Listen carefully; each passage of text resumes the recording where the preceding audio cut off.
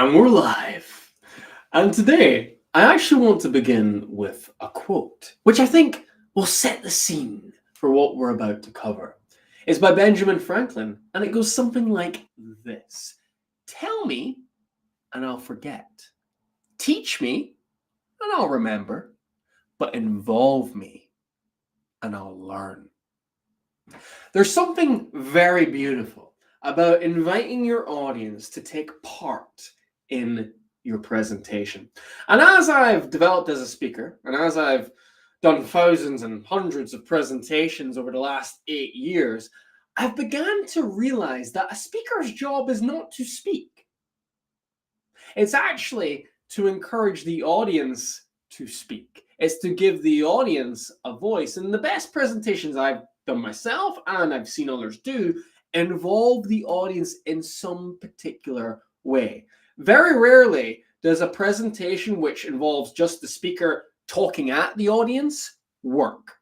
And I think it's because individuals who do that are missing an opportunity to connect deeply with their audience, to have a conversation with their audience. And I think that's what public speaking should be. It should be a two-way dialogue, not just a case of me speaking at you and you listening. It should be you taking part, you talking back.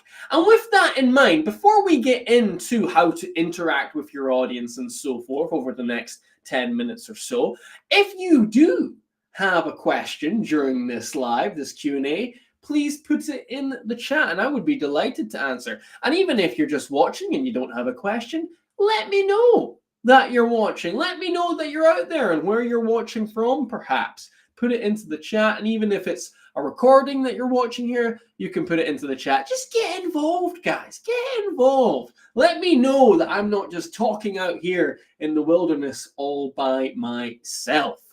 All of that being said, what I now want to do is go through different ways you can involve your audience, different ways you can interact with them. And I believe that there are almost levels to interaction. There are 3 levels to be specific. I'm going to go through them now.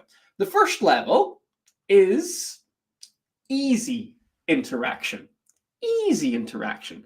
And what I define easy interaction as is when the audience have to do very little work. They don't even have to speak for this interaction to happen. Now, what does that mean? Well, it means asking your audience to do a raise of hands or getting them to fill out an opinion poll online.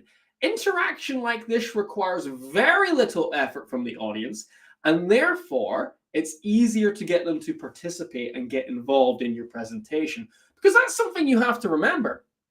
There might be a little bit of resistance to interaction at first. So easy interaction is a good way to get the ball rolling. Then you can move on to moderate interaction. And what does that mean? Well, this means the audience have to do a little bit more work, as in perhaps they have to talk and answer a question in your presentation. Or maybe you put them in a breakout room, or you get them to discuss something with their partner if it's an in-person presentation. Either way, they have to speak. They have to communicate in some manner. They can't be passive and just raise a hand anymore. They've actually got to add something to the presentation. So that's our moderate interactions. And then we have level 3, hard interactions. Now, hard interactions involve the audience doing a lot more work. And I call them hard because you are going to have to work harder as the speaker to convince them to take this action. So what is this form of interaction? What are some examples?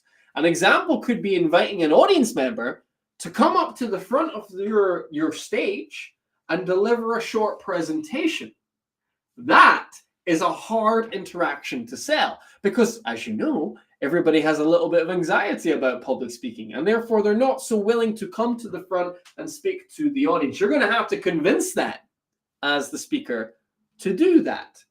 Another form of hard interaction could be getting the group to perform some form of task. Have you ever seen that task where you're given, what would you call it? You're given spaghetti. You know spaghetti when it's hard and it's in one of those packets. You're given a packet of spaghetti. That was the word I was looking for. And you're given some string and you're told to make the biggest tower. You and the people sitting at your table are told to make the highest tower possible using this spaghetti and using this string. And then each team, each table kind of competes against each other to get the highest tower of spaghetti. That is a hard interaction because you've got to convince people to put all this effort into building this tower to potentially win a prize or to be the best team. So as you can see, our different levels of interaction are all depending on how much effort is required from the audience. Easy interaction on level 1 doesn't require much effort at all. It's just raising a hand or pressing a button. Level 2 does require a little bit more. The audience now have to speak potentially to each other or answer a question from you in the presentation. And in hard interaction, they are really involved now, whether it be delivering a presentation or doing some form of task. And what I advise is to begin with, only go with easy interactions.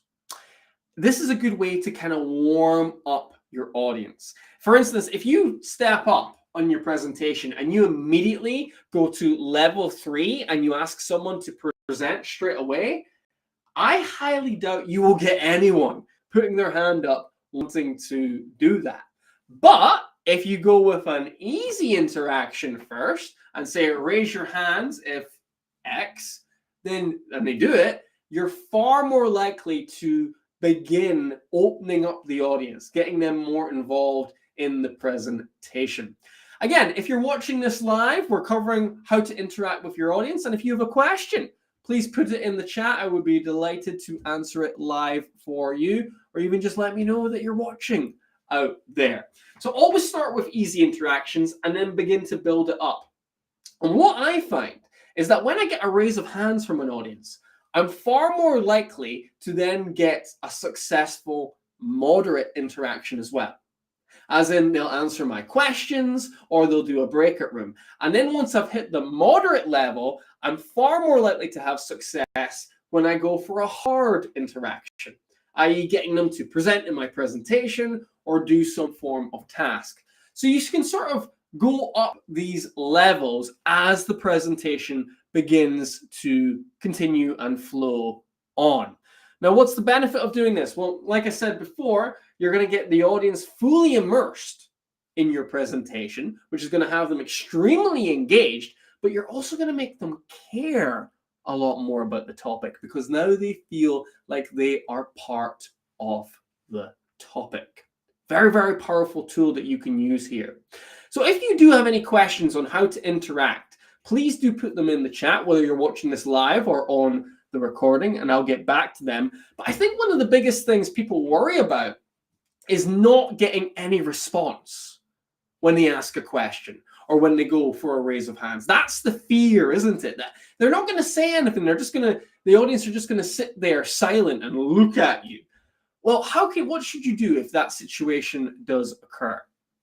If you're up there and you feel like you're not getting a response for, let's say, a question, what I would do is I would then call someone by name to answer the question. So let's say I ask the question of, how many people do you think live in Scotland? And I got silence. I would then say, Greg, what do you think? Fiona, what do you think? Malcolm, you got any thoughts on this? So by actually directing the question towards a specific person, you're going to get a response of some kind. Malcolm, Greg, Fiona, they're going to say either I don't know or they're going to take a guess. And now the ball is rolling. Now the dialogue is flowing.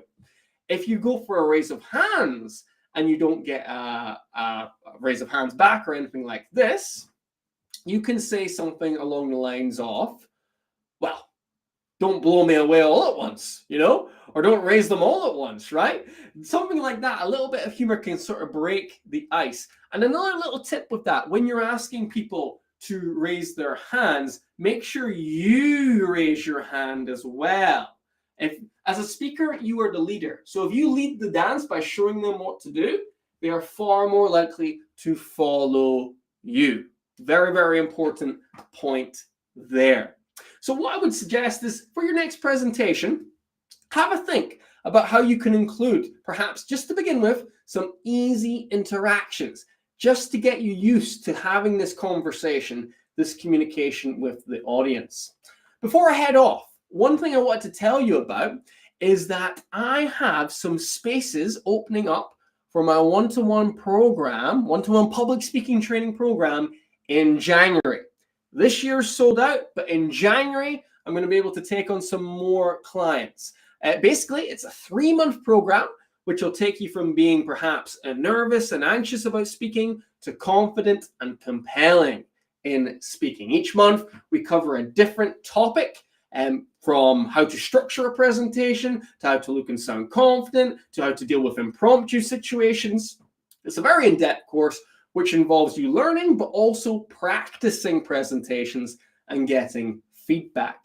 If you are interested in that topic, if you're interested in that course, rather, reach out to me on LinkedIn or on YouTube, or you can email me at kyle@confidencebydesign.co.uk. I will type that into the chat now very quickly so you have got that reference point. Here it comes. I hope I haven't spelt this wrong. Let's find out together.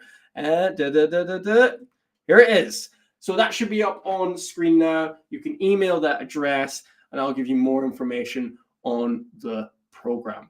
Above all, I hope you have a great weekend. I hope you found this video helpful today, and make sure for that next presentation you do, you follow Benjamin Franklin's advice and make it